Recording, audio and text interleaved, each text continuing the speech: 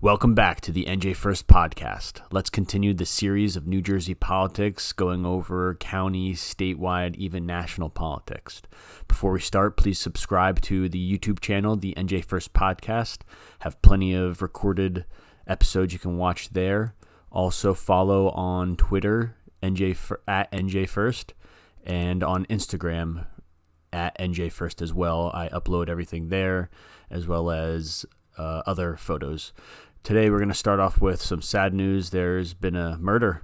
NJ councilwoman, she's a Republican, Eunice Dwumfor, fatally shot outside her home.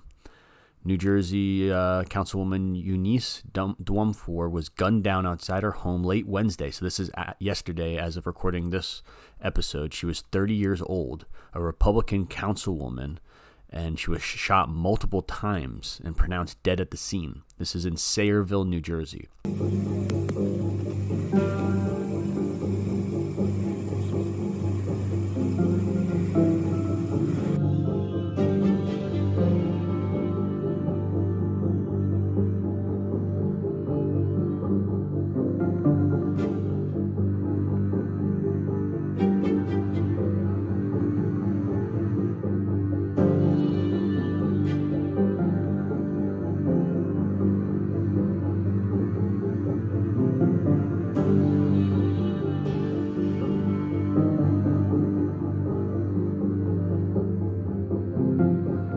And before the blood has even been dried, Governor Phil Murphy uploaded a tweet saying, "I am stunned by the news of Sayreville Councilwoman Eunice Dwumfor's murder yesterday, in an act of gun violence. An act of gun violence.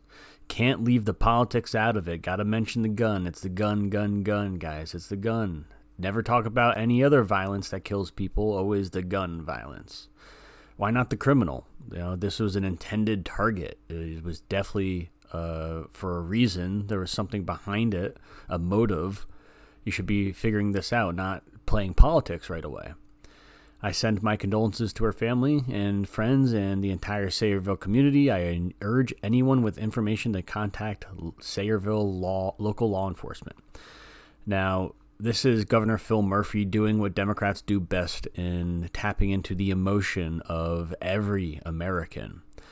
And what I would say maybe the Republicans could now do, since there's been a freaking murder, is stop talking about the darn whales. They've been playing this card of the whales because Governor Murphy is killing the whales for offshore wind farms, right? Well, Governor Murphy just took away that card because he's going to the hearts of the American people. There was a death. It was a Republican even. It was a beautiful black woman. And he's winning that right there. So Republicans have to do what they should have been doing from the very beginning and talk about the inner city violence, as well as, I would say, suicides going on rampantly in rural communities, as well as urban communities and suburban communities, all communities. But they're not. At least very few Republican leaders do. Michael Testa here is making Twitter posts saying that Trenton Democrats' woke and weak on crime agenda is failing our residents in every corner of the state. And with this most recent death, this murder, it seems like the Republicans, the conservatives, are correct. The people with common sense, grassroots America first values. This is just the beginning if our leaders across the state don't get serious. And that's what I more had sentiment about previously, is that I don't think the Republicans are serious when they're just making these posts up and down. Because if you're talking about the offshore wind farms with whales, you're just trying to tap into people who are environmentalists of the left side, those moderates, rather than people who care about people and their children and their families, and a bullet just being flung through and just crossfire. Their little girl dies going to school just because of some gangbangers in a different city. So I think we have to get a lot stronger on crime in the inner cities than Republicans are willing to admit. But it's good to see people like Mike Testa making posts about the woke and weak on crime agenda from the Democrats. Sticking down there in South New Jersey, Mike Testa's counterpart, Jeff Van Drew, and who Mike Testa helped get elected, the 30-plus year Democrat, the $22 million dentist, the man of the working class, Jeff Van Drew. Now he's a Republican, MAGA Republican, America First Republican down there in conservative South New Jersey. And he took himself off of Twitter. You know, he wasn't banned. He wasn't censored at all. He took himself off Twitter for 3 years, I believe, probably during the most important pivotal time in American history. And this is touted as the town square, as Elon likes to call it. Jeff Van Drew, 14 whale deaths. I mean, how many people have died in New Jersey from gang violence? 14 whale deaths. Radio silence from this administration. Priorities. Where are those priorities? But he's posting a lot of posts now. I mean, we could have used it during 2020, 2021. Yesterday, I presided over the first Transportation and Infrastructure Committee hearing. That's good. He's going to help the people of South New Jersey. But what I wanted to watch was, he's doing a lot of TV appearances as well. What I wanted to watch was his little speech here that he had on the floor of the House Judiciary Committee, I believe. I think that's what one of the positions, the appointments that he got for supporting McCarthy. First of all, Mr. Dunn, as everybody else has said, and I know we've been repetitive, but it really is heartfelt. We feel for you as somebody who, I'm a grandfather, I'm getting older, and a father, and I can't imagine. I cannot imagine, and I will tell you, and I mean this sincerely, that I will pray for you and for your family. I don't know, sometimes I think the world's upside down, and the more that time goes on, especially recently, it seems upside down to me. So I have to talk about a few of the things that I heard my colleagues on the other side say, that, for example, this hearing was a show. The hearing's not a show. In order to determine how to effectively fix something, you have to study it, you have to learn about it, and you have to hear about it. And that's what this hearing's about. It's not a show, and it's also not anti-immigration. None of these Republicans, and I'm sure none of the Democrats, are anti-immigration, but we are anti-illegal immigration. There is a difference. There is the rule of law. I don't know where we've lost that, and that's what I mean by the world being upside down. The rule of law, that you follow laws and things happen in a certain way. And the other secret here that people sometimes don't want to talk about is no country that's ultimately successful for a long period of time has wide open borders. Yes, there can be border problems. America's had border problems. Many countries have had border problems. But nevertheless, you can't say that you can just have completely open borders. If that's true, let's just open our country completely to every single country in the world and say we have no borders, and as many people want to come here can come here, whether they're sick or not, whether they have other issues or not, whether drugs are coming in or not. And yes, drugs are coming in because the cartels are helping these people to get across and using them. And human trafficking is happening, and human abuse is happening. I'm sorry, Judge, but it is. And if you talk to people down there, I know the people you talk to don't see it and hear it, but the people that I do, and we're going to go again real soon, do see it and hear it. It's true. It's real. I kind of empathized with the Sheriff Daniels, when you spoke about Secretary Mayorkas, because I've had the opportunity to ask him questions a number of times when I was on the Homeland Security Committee, and the guy doesn't tell the truth. Nobody wants to say that openly, but I will. The guy's a liar.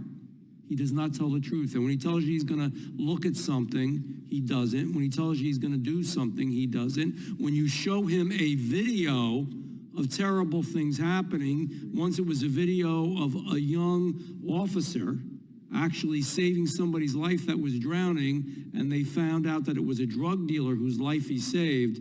By the way, the officer died. That's the truth. The truth is we have a problem. And the truth is that we need borders that are effective and we need borders that are sealed. And the truth is, it is Biden's. I'll be the partisan one here. It is Biden's problem because in 2 years, it's radically changed. When President Trump put together a strong array of immigration policies at stemming the flow of illegal immigrant crossings, there was so much of a reduction. It was so much safer. It was getting better. It was working. And you know what? Legal immigrants don't like the illegal immigration. They don't want to be mixed into that. In his very first day in office, President Biden decimated this process. He ignored the experts. He ignored the expert advice of those serving at the borders. He turned his back on the millions of Americans that live in border communities. Does anybody care about all these people that are being overrun? Well, we're all going to care soon because we're all going to be overrun. And that's not hyperbole. It's not extreme. They're being shipped all over the country. He ended the construction of the wall. He refused to deport any illegal immigrants for the first 100 days, so he terminated the declaration of a national emergency at the southern border, all in one single day. Did we put out a message that we wanted illegal immigration? Absolutely. And you know all the things that have happened since and how many gotaways have got away. But I wanted to ask something to the sheriff, because I don't have time. I'd love to talk on this longer. Kamala Harris was appointed the border czar. So that means she should know this border in and out and in every way, along with Mayorkas. Has she? Have you had a lot of interaction with her? I'm done talking, but can he answer that at least? Yes, gentleman's time has expired. You may answer that question. No. No. I hope everybody heard that. That's the answer. That's the truth. Okay, thank you. The gentleman's time has expired. As many may agree that second half of that 5-minute video was the better part, where he was calling out Joe Biden and his cronies. But the first half, it's the same neocon talking points. We're not against immigration, we're against illegal immigration. And then he goes on to explain again about how being completely pro-legal immigration has its faults too. How many people are we going to let in? What merits? Are we going to go back to the 1964 system of quotas? Are we going to just allow anybody from any country? Are there certain countries we shouldn't? Because Trump had some things to say about that. So it's just you got to be careful with these politicians, man. And H-1B visas, I know even Rand Paul, I believe Senator Rand Paul, he thinks that we should have immigration for workers. And I'm somebody who mows those lawns. I worked for that. I worked these jobs that immigrants come here and work. I literally am working alongside them right now. They're from Puerto Rico. They're from African countries, Nigeria. They're immigrants here working for corporations. They're great people, but there are people here, Americans, that will work those jobs, and these politicians don't say that. They say that we need legal immigration for workers, the H-1B visas. So that's something to look into. 1964 Quota Act is something also to look into. But let's continue. Reminder that Josh Akins is running for Assemblyman in Legislative District 24. That's in North New Jersey, majority of Sussex County. He needs to win the primary. He's taking on the NJGOP establishment. You can support him at his campaign kickoff. It's Thursday, February 9th. You can meet me there. I plan on attending. $75 to attend. Donate to his campaign. It'll be a grassroots effort. And he is taking on now the ticket of space for Senate because Senator Arrojo is retiring. Senator Arrojo has been a senator, my senator too, for as long as I've been alive, I believe, or involved in politics. And I always remember him as the guy who negotiated the gas tax. It was during Chris Christie and before even Governor Murphy. But he was why there was like a 30 cents gas tax rather than a 50 cents gas tax or something like that. But regardless, he helped sponsor a bill that was the gas tax. That's your Republican leader. Everybody, that's his legacy if you ask anybody other than a NJGOP member. But Dawn Fantasia is on that ticket: Fantasia, Ignanimort, and Space. Parker Space, he was my assemblyman this whole time too. He was pretty quiet, but he voted no on a bunch of bills. That's why they're putting him in for Senate to replace Orojo. However, he's attaching his name to this ticket because that's probably what he was advised to do just to get in. Fantasia and Ignanimort. Josh Akins needs to get in. He's taking this as an authentic campaign versus the establishment. And we'll see how much support he gets from the beginning of his campaign kickoff throughout the whole election primary season that's coming up right now. We have, 4 months until June or something like that? Just looking at the calendar. But yeah, we're going to be supporting Josh this whole year. Fox News alert. A stunning briefing by the Pentagon just wrapped up a second ago. They say a high-altitude Chinese spy balloon the size of 3 school buses has penetrated U.S. airspace and is floating around over Montana. Now, you, like myself, may have woke up this morning to this news of a Chinese spy balloon flying over Montana. And I think there's even a second one now spotted in Canada or something like that. Republicans and Democrat lawmakers condemn suspected Chinese spy balloons, saying we must act to counter this threat. This made me remember that Doug Steinhardt posted on Twitter. He's a new state senator, not elected by the people, just appointed by the Republicans. But he is the new state senator for LD23, where I am residing. China has been buying up farmland across the U.S. When you recognize that food security is national security, it quickly becomes clear that we need to prevent our New Jersey farms from falling under the control of hostile foreign governments. You can live without your iPhone if China shuts off the supply from its factories, but you can't live without the food that comes from our farms. It's that simple. That's a good tweet, good post. I believe he has a bill as well going into banning Chinese nationals from buying American farmland. I believe over in Arizona, what was it, Blake Masters running for Senate, he wanted to ban Chinese nationals from buying any American property at all, not just farmland. That might be more appetizing for people because China is communist and all of their foreigners have to give oaths and allegiance to the Communist Party. And in New Jersey, we have Kean University, which is in Union, New Jersey. I attended there for 2 years, and they have a sister campus in Wenzhou, I believe, China. And it's a communist connection directly with the Democrats in central and inner city and suburban New Jersey, connected with the communists in China. On the SenateNJ.com page, it says that the Wall Street Journal highlighted last year how farmland was being bought up in the United States. And the largest pork producer in the world, Virginia Smithfield Foods, was completely bought up by Chinese companies. And other states like North Dakota and Texas, China has been purchasing farmland in close proximity to sensitive U.S. military installations. This is all coming after we just shared the China spy balloon that was over top of Montana.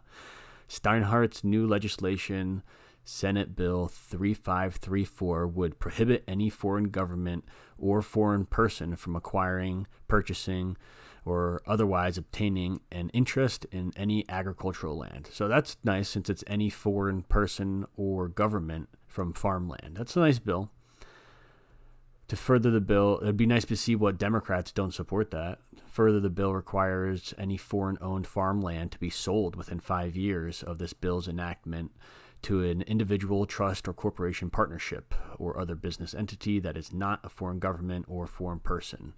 Maybe, who knows, maybe this decade will be the 1990s, the beginning of the USSR, when it collapsed and the USA completely voucherized the system over in Russia, made everything capital on the market, sold it off, bought it, and maybe they're going to do that again to China.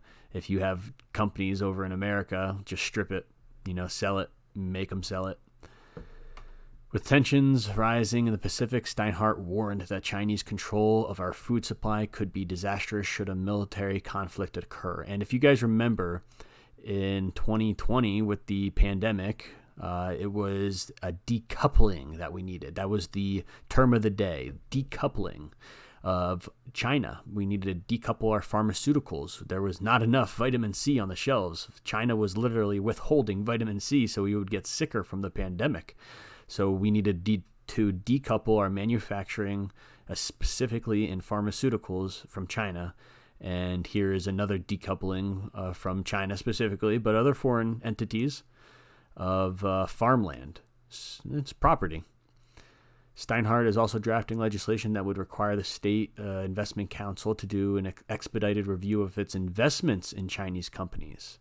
The SIC manages the investments of $95 billion in assets for the public employee pension funds of hundreds of thousands of active and retired state and local government workers. And I have family that rely on those pensions, let me tell you. So I am all for this audit or expedited review. And the last episode I made of NJ1ST, it showed that there was a $500,000 investment in pot stocks with the New Jersey pension fund.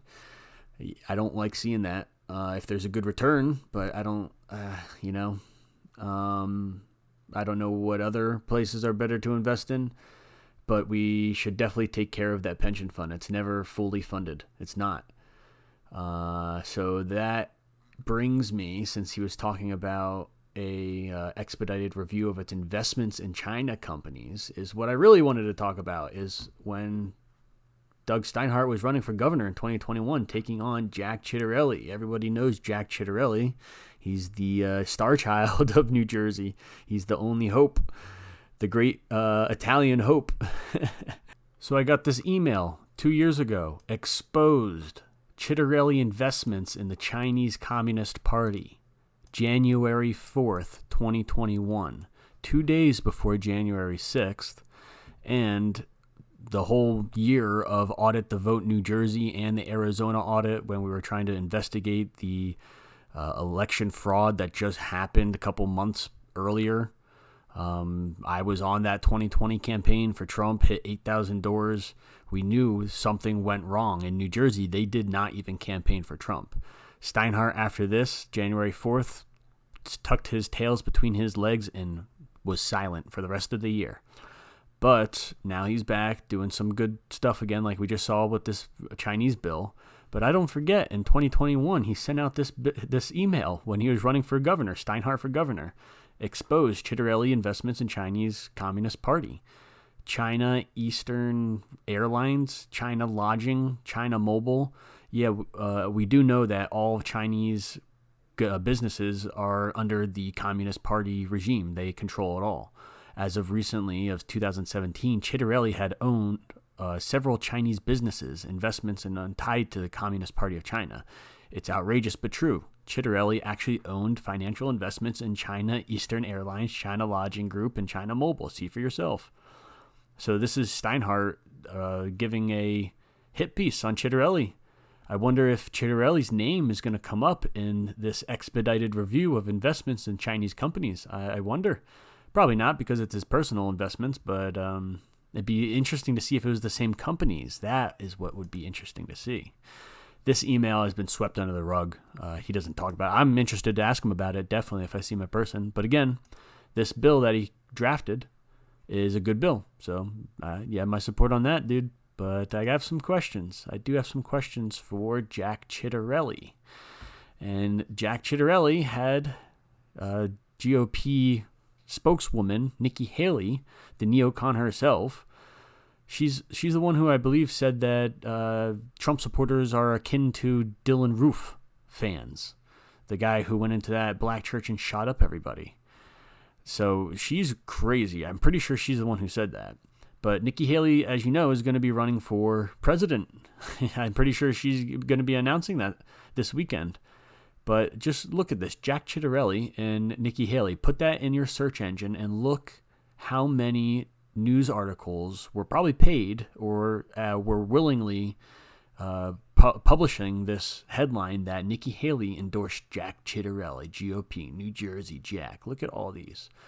AP News, the APP, U.S. News, New Jersey Globe, Politico, Insider NJ, Newsmax, look at all of them. It keeps going. It keeps going.